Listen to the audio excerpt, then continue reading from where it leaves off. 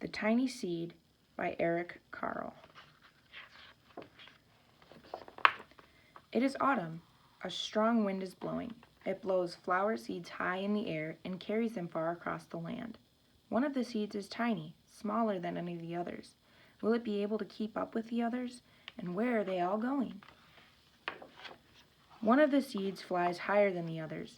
Up, up it goes. It flies too high, and the sun's hot rays burn it up. But the tiny seed sails on with the others. Another seed lands on a tall and icy mountain. The ice never melts, and the seed cannot grow. The rest of the seeds fly on, but the tiny seed does not go as fast as the others. Now they fly over the ocean.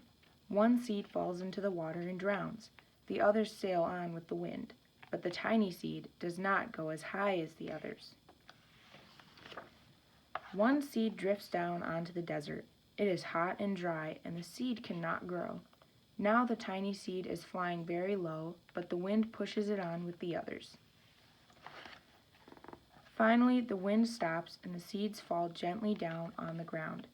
A bird comes by and eats one seed. The tiny seed is not eaten. It is so small that the bird does not see it. Now it is winter. After their long trip, the seeds settle down. They look just as if they are going to sleep in the earth. Snow falls and covers them like a soft white blanket. A hungry mouse that also lives in the ground eats a seed for his lunch, but the tiny seed lies very still, and the mouse does not see it. Now it is spring.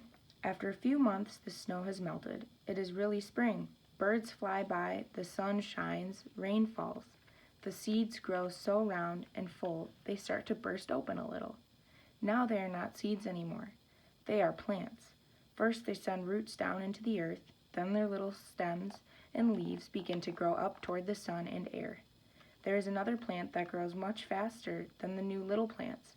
It is a big fat weed, and it takes all the sunlight and the rain away from one of the small new plants, and that little plant dies. The tiny seed hasn't begun to grow yet. It will be too late. Hurry! But finally, it too starts to grow into a plant.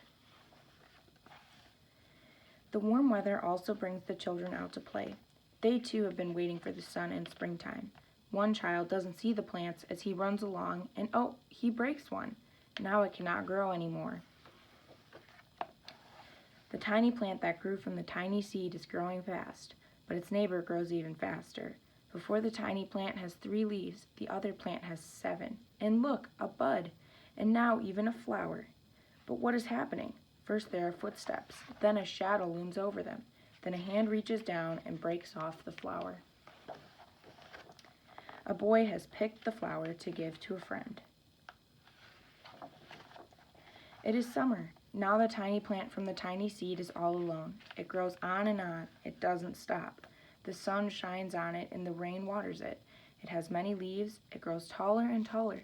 It is taller than the people. It is taller than the trees. It is taller than the houses. And now a flower grows on it.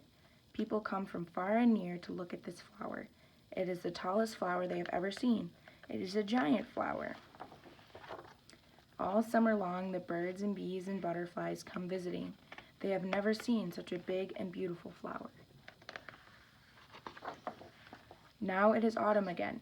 The days grow shorter, the nights grow cooler, and the wind carries yellow and red leaves past the flower. Some petals drop from the giant flower, and they sail along with the bright leaves over the land and down to the ground. The wind blows harder. The flower has lost almost all of its petals. It sways and bends away from the wind, but the wind grows stronger and shakes the flower. Once more the wind shakes the flower, and this time the flower's seed pod opens. Out come many tiny seeds that quickly sail far away on the wind.